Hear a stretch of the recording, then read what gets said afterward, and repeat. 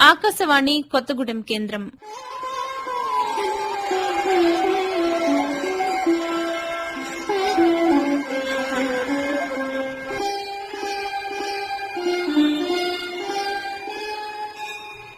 భాగవత మకరందం ధారావాహిక 5వ భాగం.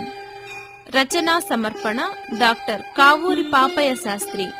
నిర్వహణ శ్రీ నక్కా సుధాకరరావు.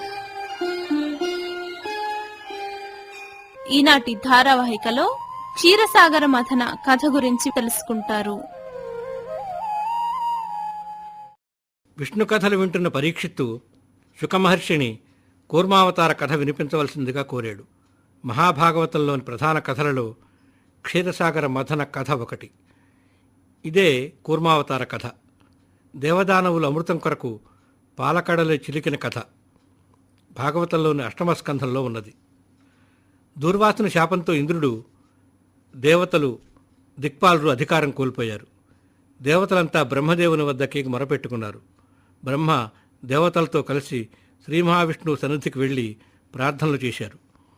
వారి నుతులు విన్న విష్ణువు వారికి అమృతోత్పాదన చేయవలసిందిగా సూచించాడు. అమృతం త్రాగినట్లయితే వృద్ధాప్యం రాదు, మరణం కలగదని చెప్పి, అయితే ఇందుకు దానవుల సహాయం సూచించాడు. సకల ఓషధులను పాలకడలిలో వేసి చిలికినట్లయితే అమృతం లభిస్తుందని, దానికి తాను సహాయపడతానని చెప్పాడు.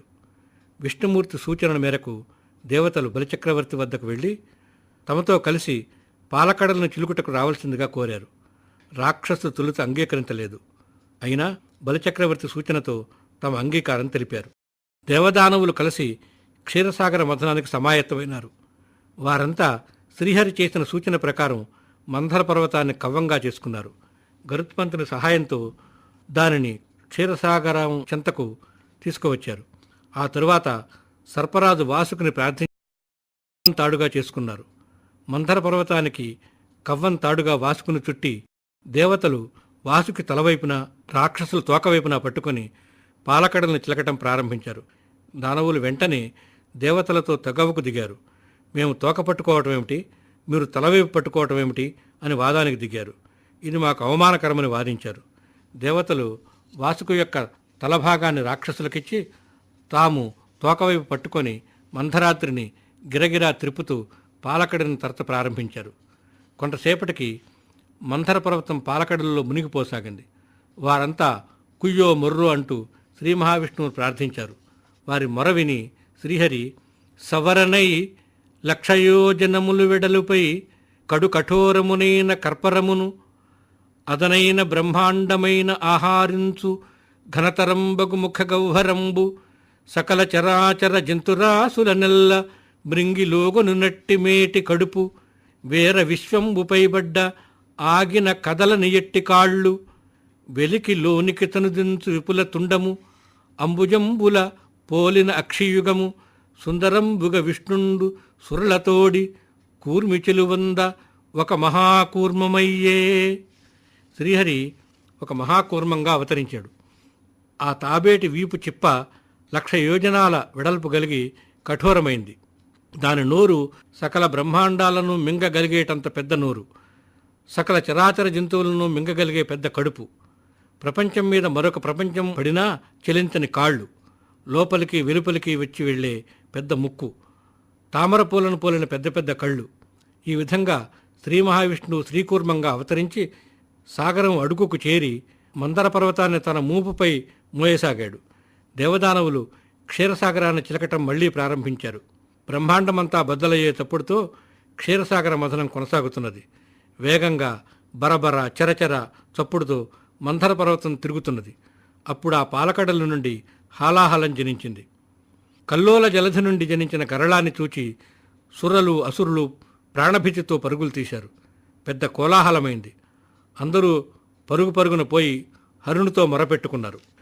భూతాత్మభూతేశ భూతభావన రూప దేవ మహాదేవ దేవవంద్య ఈ లోకములకెల్ల ఈశ్వరుండవు నీవ బంధమోక్షములకు ప్రభుడవీవ ఆర్తశరణ్యుడవగు గురుండవు నిన్ను కోరి భజింతురు కుశలమతులు సకల సృష్టి స్థితి సంహారకర్తవై బ్రహ్మ విష్ణు శివాఖ్య బరగు దీవు పరమమగు గుహ్యమైన బ్రహ్మంబు నీవు సత్ అసత్ నీవు శక్తిమయుడవీవు శబ్దయోనివీవ జగదాంతరాత్మవు నీవ ప్రాణము అరయ నిఖిలమునకు. ఓ ప్రభు, నీవే జీవాత్మవు, నీవే జీవేశుడవు, నీవే సకల ప్రాణికోటివి, నీవే మహాదేవుడవు, దేవవంద్యుడవు, ఈ లోకాలకన్నిటికీ నీవే ప్రభువు. జీవుల బంధాలకు బంధ విమోచనానికి నీవే కారకుడవు. నీవు ఆర్తశరణ్యుడవు. మహాదేవుడవైన నిన్ను గోరి బుద్ధకుశలులు ప్రార్థిస్తారు. నీవు సకల సృష్టి స్థితి సంహారకర్తవు. నీవు బ్రహ్మ విష్ణు శివ నామాలతో వెలుగొందుతావు. నీవే పరమరహస్యమైన బ్రహ్మస్వరూపానివి. సత్తు నీవే, అసత్తు నీవే, సకల శక్తిమయుడవు నీవే, శబ్దబ్రహ్మానివి నీవే, ఈ జగత్తులకు అంతరాత్మవు నీవే, నిఖిల లోకాలకు నీవే ప్రాణానివి అంటూ ప్రార్థించారు. దేవదానవుల ప్రార్థనలు విన్న శంకరుడు పార్వతీదేవితో శిక్షింతు హాలహలమును భక్షింతును మధుర ఫలరసము క్రియన్ రక్షింతు ప్రాణికోటిని వీక్షింపము నీవు నేడు వికచాబ్జముఖీ.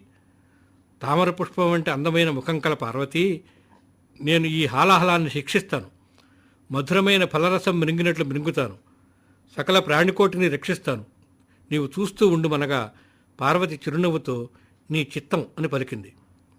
మృంగెడువాడు విభుండని మృంగెడునది గరళమనియు మేలని ప్రజకున్ మృంగుమని సర్వమంగళ మంగళసూత్రంబునెంత మది నమ్మినదో. తన భర్త మింగుతానన్నది హాలాహలం. అయినా లోకాలకు మేలు జరుగుతుంది కనుక సర్వమంగళ గరళాన్ని మిరుంగుమన్నది. ఆమె తన మంగళసూత్రాన్ని, పసుపు కుంకుమలను, తన సౌభాగ్యాన్ని ఎంతగా మధ్యలో నమ్మిందో కదా. అప్పుడు పరమేశ్వరుడు చిరునవ్వుతో హాలాహలాన్ని మింగడానికి ఉద్యుక్తుడయ్యాడు. కదలంబారవు పాపపేరులు వడలన్ ఘర్మాంబుజాలంబు పుట్టదు నేత్రంబులు నెర్రగావు నిజ జాటాచంద్రుడున్ కందడున్ వదనాంభోజము వాడదు ఆ విషమునాహ్వానించుచో డాయుచో పదులుండై కడిసేయుచో దిగుచుచో భక్షించుచో మృంగుచోన్. శివుడు హాలాహలాన్ని మృంగుతున్నప్పుడు ఆయన మెడలోని పాముల పేరులు కదలలేదు. ఒంటిపై చెమటలు పట్టలేదు. ఆయన కళ్ళు ఎర్రబడలేదు. తలపైనున్న లేత జాబిలి కందలేదు. ముఖపద్మం వాడలేదు. అంత నిబ్బరంగా, అంత నిశ్చలంగా ఆయన విషాన్ని పోగుచేశాడు. చేతబట్టుకొని నోటిలో వేసుకొని మృంగాడు. ఆ పిమ్మట అమృతోత్పాదన కొరకు దేవదానవులు పాలకడని చిలకటం కొనసాగించారు. ఆ పాలసముద్రం నుండి కామధేనువు జనించింది. దానిని దేవతలు గ్రహించారు. ఉచ్చైశ్రవం అనే ఉత్తమ జాతి అశ్వం, ఐరావతం అనే తెల్లటి ఏనుగు జనించాయి. వాటిని దేవేంద్రుడు తన వాహనాలుగా గ్రహించాడు. కల్పవృక్షం జన్మించింది. దానిని దేవతలు నందనవనానికి తరలించారు. అప్సరసలు జనించగా వారిని దేవగణికలుగా నియమించారు. శ్రీ మహాలక్ష్మి జనించింది. ఆమెను శ్రీహరి పెళ్లి ఆడాడు.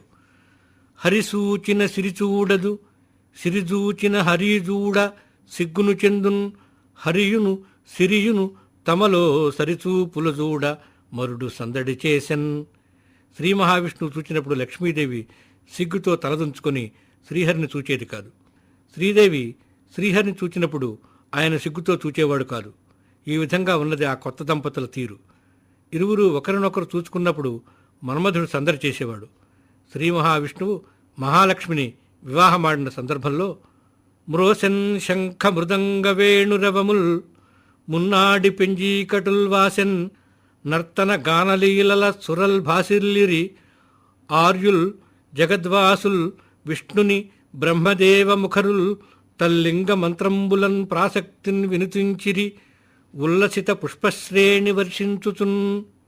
శంఖాలు మురుగాయి, మృదంగాలు ధ్వనించాయి, వేణువులు నాదాలు కురిపించాయి. చీకటులు నశించి అంతటా వెలుగులు నిండాయి. అంతటా నర్తనలు గానాలతో దేవతలు సందడి చేశారు. ఆర్యులు ఆనందించారు. బ్రహ్మాది దేవతా ముఖ్యులంతా రకరకాల మంత్రాలతో విష్ణు సంకీర్తన కావించారు. చక్కని పూలవానలతో ఆ ప్రదేశమంతా నిండిపోయింది. ఆ పిమ్మట పాలకడల నుండి వేల్పు వెజ్జ ధన్వంతరి ఉదయించాడు. ఆయన చేతిలో అమృతకుంభమున్నది. దానిని చూచి దానవులు కేరింతలు కొట్టారు. దేవతలకు అందకుండా దానిని గ్రహించి దానవులు పరుగులు తీశారు. దేవతలు తెల్లబోయారు. వారు తిరిగి శ్రీ మహావిష్ణువుకు మొరపెట్టుకున్నారు. అప్పుడు దేవదానవులకు అమృతం పంచడానికి శ్రీహరి జగన్మోహినిగా ఆవిర్భవించాడు. శ్రోణీభర కుచయుగభర వేణీభరములనుడెస్సి వివిధాభరణ క్వాణయయి వివిధవచ్యను పాణి సరోజమున అమృతభాండము కొనుచున్. శ్రోణిభారంతో వేణీభరంతో వివిధాభరణాలు గలగల మోగుతూ ఉండగా చేతిలో అమృతభాండం ధరించి జగన్మోహినిగా శ్రీహరి వచ్చాడు. ఆ రూపం విశ్వమోహనంగా ఉన్నది. దేవతలు ఆనందంతో ఉబ్బి తబ్బిబ్బైపోయారు. దానవులు ఆ జగన్మోహన రూపం చూచి అమృతం మాటే మర్చిపోయారు. జగన్మోహిని రూపంలో ఉన్న శ్రీహరి దేవదానవులకు అమృతం పంచుతుండగా ఒక రాక్షసుడు దేవతల రూపంలో వచ్చి వారి వరుసలో కూర్చొని అమృతం తాగబోయాడు. దానిని గమనించిన సూర్యచంద్రులు సైగ చేసి శ్రీహరికి ఆ విషయం తెలిపారు. అమరవ్రాతములోనదొచ్చి దివిజుండై రాహు పీయూషపానము సేయంగని చంద్రభాస్కరులు సన్నల్జేయ నారాయణుండు అమరారాతి శిరంబు చక్రహతి దున్మాడన్ సుధాసిక్తమై అమరత్వంబును చెందే మూర్ధము తదన్యాంగంబు నేలన్బడన్. శ్రీహరి సుదర్శన చక్రంతో ఆ దానవుడి శిరస్సు ఖండించాడు. అమృతం సోకిన కారణంగా ఆ శిరస్సుకు అమరత్వం ప్రాప్తించింది. ఆ శిరస్సును బ్రహ్మదేవుడు ఆకాశంలో గ్రహంగా నిలిపాడు. ఆ పిమ్మట జగన్మోహిని దానవులకు ఒక్క చుక్క కూడా చిక్కకుండా దేవతలకు పోశాడు. అమృతం తాగిన దేవతలు అజరామరులయ్యారు. శోధించి జలది అమృతము సాధించి నిలింపవైరి చిక్షుర్గతులన్ రోధించి సురలకిడి హరిబోధించి ఖగేంద్రునెక్కిపోయ నరేంద్ర. అమృతోత్పాదనకై దేవతలను ప్రేరేపించి వారి చేత క్షీరసాగరంను చిలికించి వారికి ఎల్లవేళలా సహాయంగా నిలిచి శ్రీహరి గరుడవాహనమెక్కి వెళ్ళిపోయాడు.